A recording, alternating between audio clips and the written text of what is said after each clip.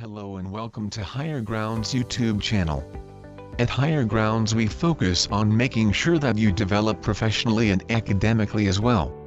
Before we proceed, we would like to request you to like our video and subscribe to our channel so that you may not miss out on the more interesting videos that are yet to come. Remember, your feedback is highly appreciated.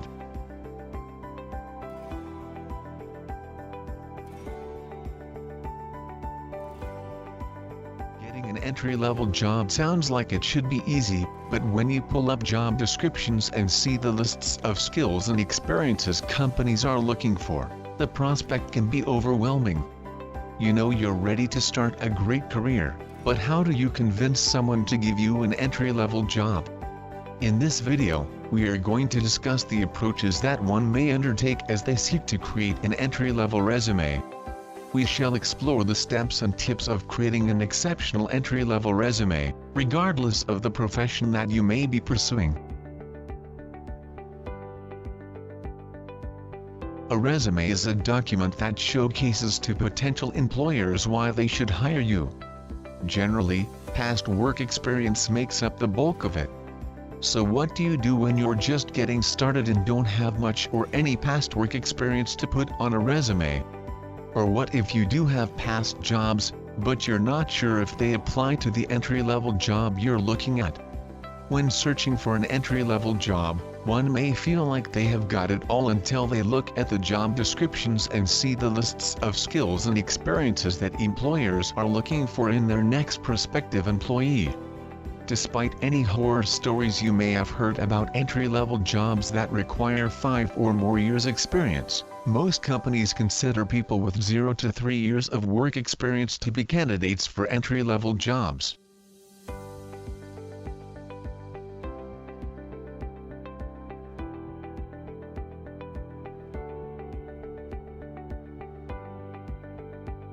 With entry-level resumes, you go in with the assumption that someone isn't going to have a lot of experience.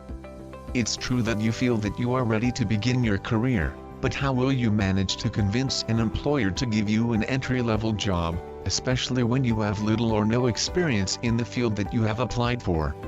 What are they looking for in an entry-level resume?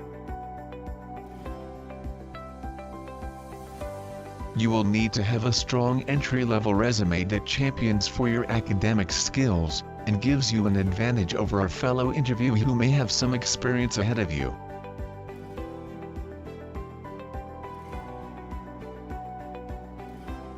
A good resume must provide your prospective employers with sufficient reasons for them to hire you.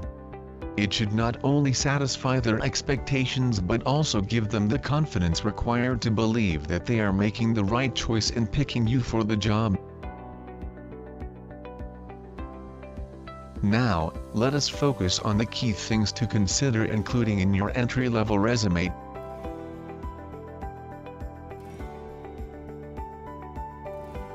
How relevant is your resume?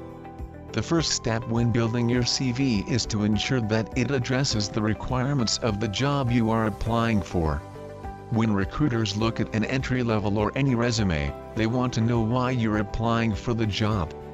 If you majored in accounting and everything on your resume focuses on that, but you applied for a job in marketing, recruiters are not going to understand why, and they'll probably discard your application. But if you show that you had a marketing internship and you excelled in, or took a lot of communications and marketing classes, that makes your motivations a whole lot clearer. That's why you should not send out the exact same resume to every company with an entry-level opening.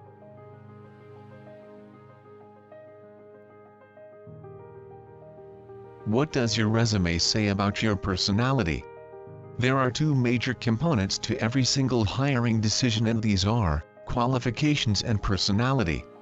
When you join a company, you're joining a team, and hiring managers want to know that you'll be a great addition. So where you can, you want to make sure your resume shows who you are as a person and how you're unique among all the other applicants in the pile. Recruiters often reject resumes where they can see that the candidate sprinkled in a bunch of buzzwords and didn't attempt to show the individual beyond the piece of paper.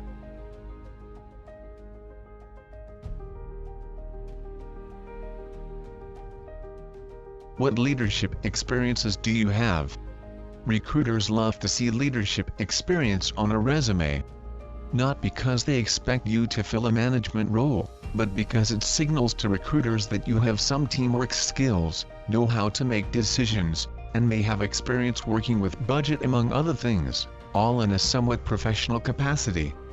Whether that's through clubs and professional groups, fraternities and sororities, volunteer organizations, or sports teams. Leaders of these groups are often required to do things that often come up in a professional work environment. So look for opportunities to call attention to leadership experience on your resume. Even if you didn't hold an official position, if you took the lead on organizing something, it still counts. Now, we move on to putting it all together. So now that you know what recruiters are looking for on an entry-level resume, how do you go about building the resume and bringing every part together?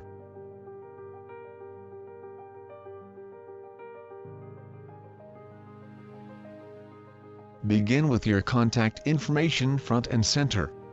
Your name and contact information should always be at the top of your resume. This includes your phone number, your email address, make sure it's a professional sounding one, and your LinkedIn URL. If it's applicable to the field you're trying to enter, you might also consider a link to your personal website or online portfolio. As an entry-level candidate, you might be wondering whether or not to include a location, especially if you just finished school and intend to move somewhere new. The answer depends. If you're applying to jobs where you currently stay, go ahead and include your city and state.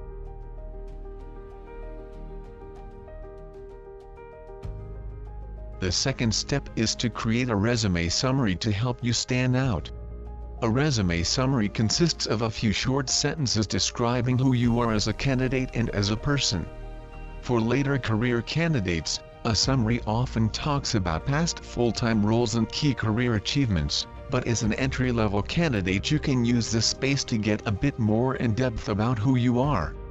Resume summaries are completely optional, but this is a place where you can really make a connection with a recruiter and have them think of you as a person, and not just words on a page. In a resume summary, you can briefly describe your key skills, what you're passionate about, and what you have to offer this organization that's going to set you apart. The third step is to put emphasis on your education achievements.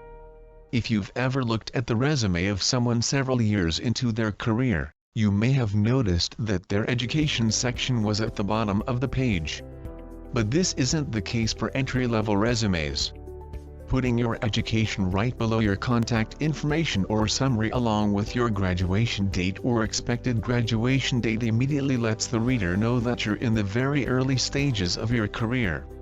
This adjusts their expectations of what sort of experience you're likely to have, so they won't go in looking for several past jobs in your field when you're about to showcase mostly internships, coursework, extracurricular activities, part-time or temporary jobs, and unrelated jobs. Beyond your graduation date, you should list the name of each school you've attended after high school, its location, your degree, your major, and any minors or concentrations. If you don't have a college degree, you should list the name of your high school, its location, and your graduation date.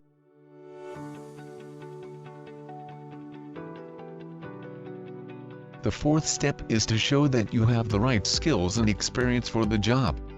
Relevant internships, apprenticeships, or co-ops are the first thing that many recruiters will look for on an entry-level resume. But they're far from the only thing that counts as experience. Most recruiters and hiring managers recognize that not everyone can afford to do an internship, particularly in fields where they often pay little or nothing.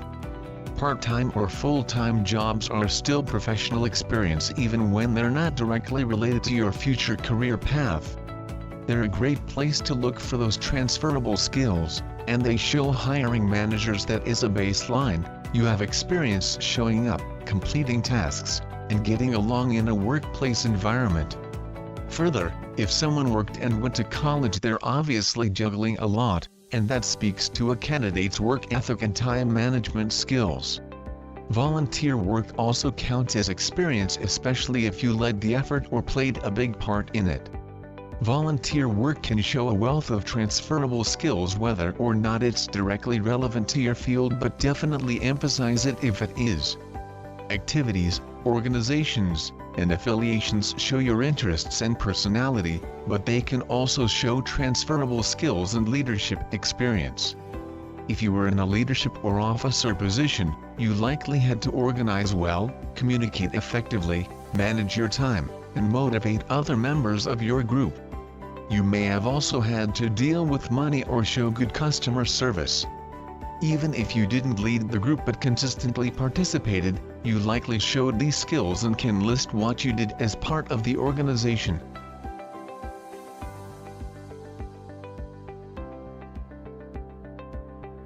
The fifth step is to make sure to include relevant keywords in your resume.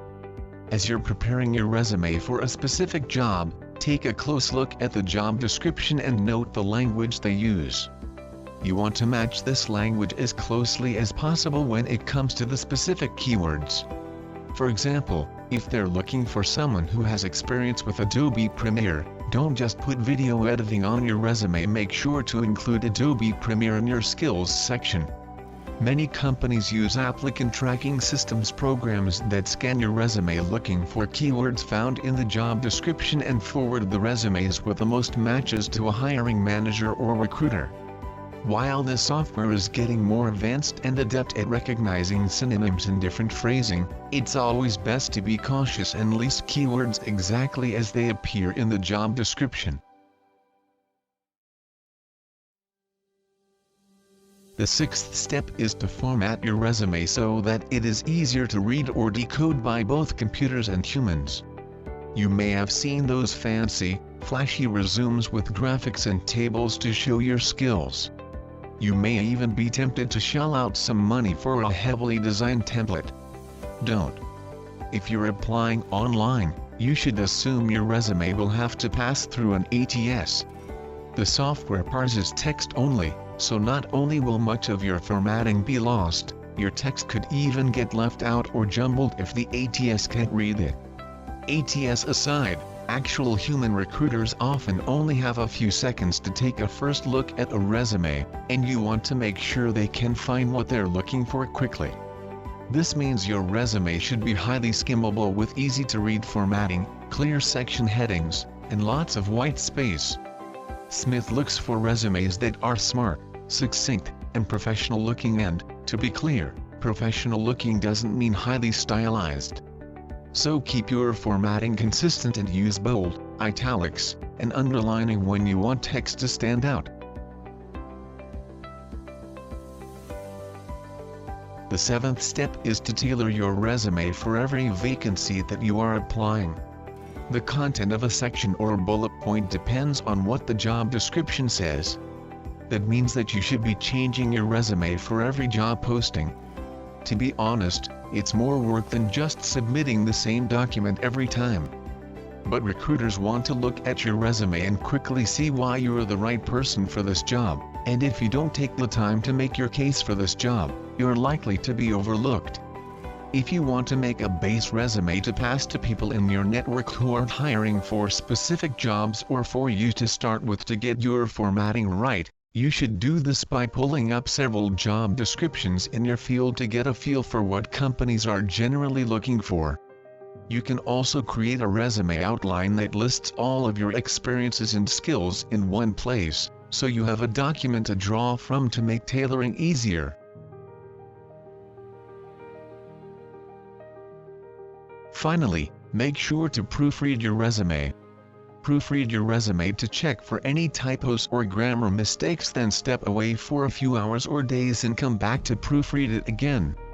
You can even start reading from the bottom section to help you see the text a bit differently and make it less likely you'll skim absent-mindedly.